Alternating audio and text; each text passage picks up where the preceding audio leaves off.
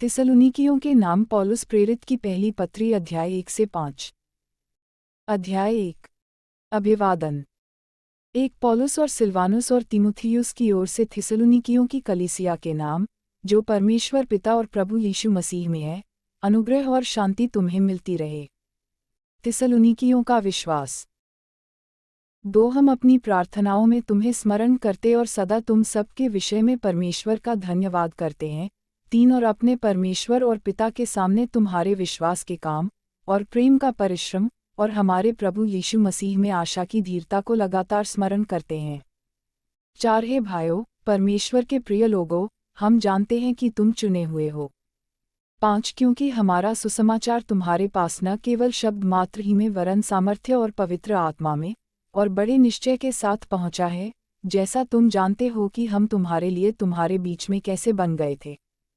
6 तुम बड़े क्लेश में पवित्र आत्मा के आनंद के साथ वचन को मानकर हमारी और प्रभु की सी चाल चलने लगे।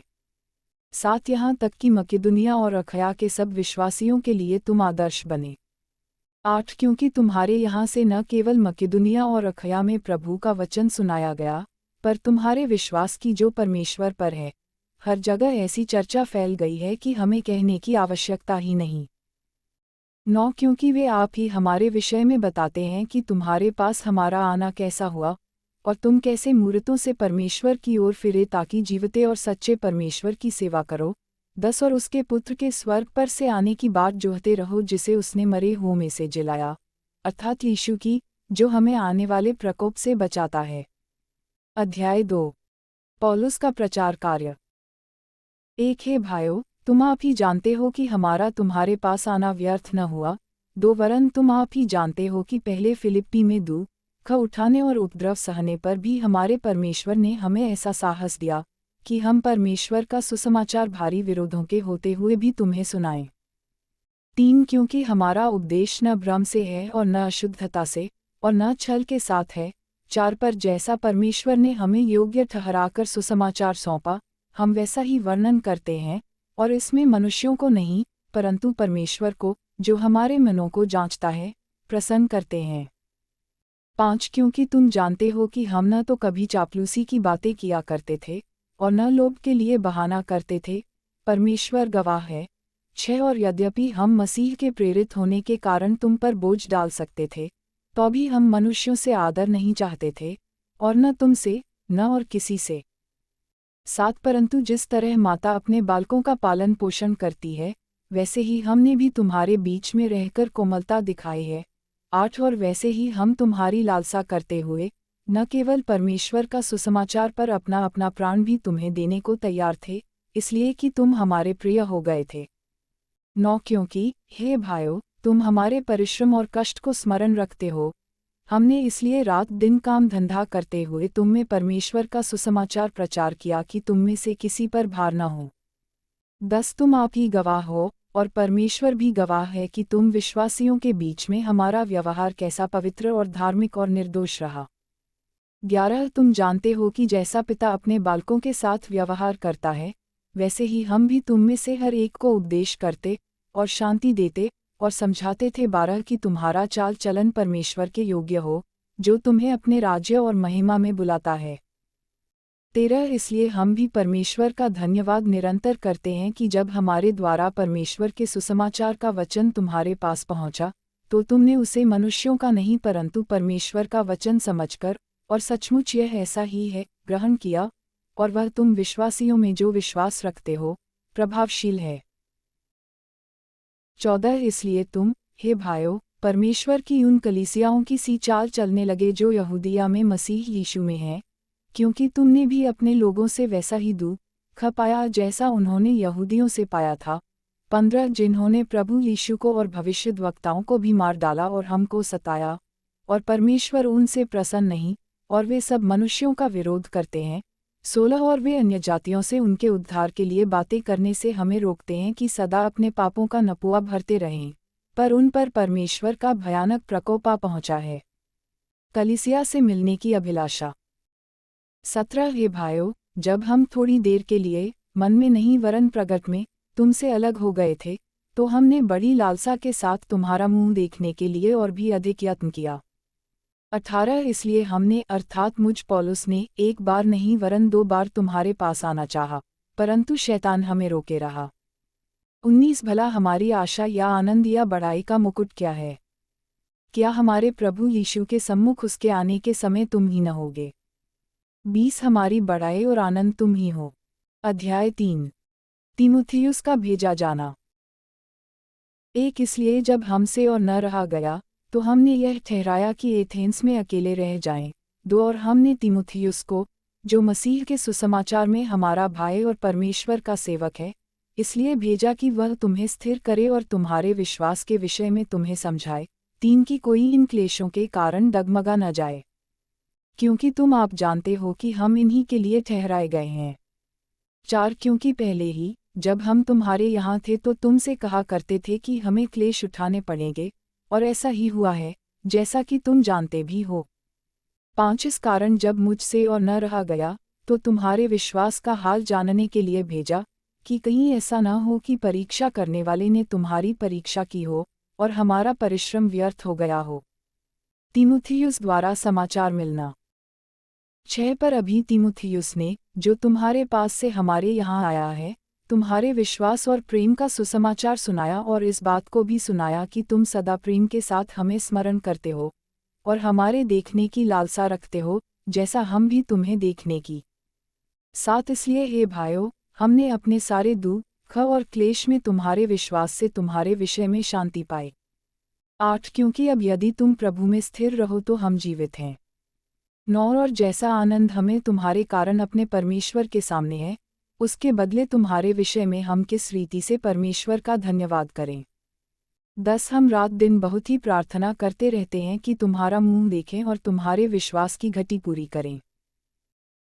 11 अब हमारा परमेश्वर और पिता आप ही और हमारा प्रभु यीशु तुम्हारे यहाँ आने में हमारी अगुवाई करे। 12 और प्रभु ऐसा करे कि जैसा हम तुमसे प्रेम रखते हैं, वैसा ही तुम्हारा प्रेम भी आपस में और सब मनुष्यों के साथ बढ़े और उन्नति करता जाए।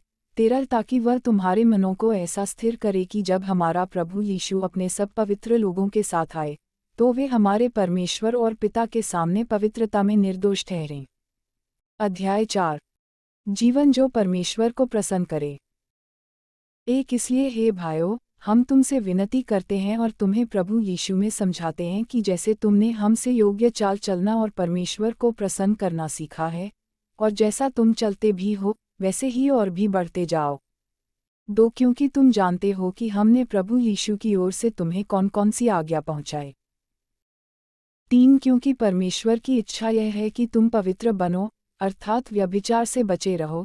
4 और तुम में से हर एक पवित्रता और आदर के साथ अपनी पत्नी को प्राप्त करना जाने।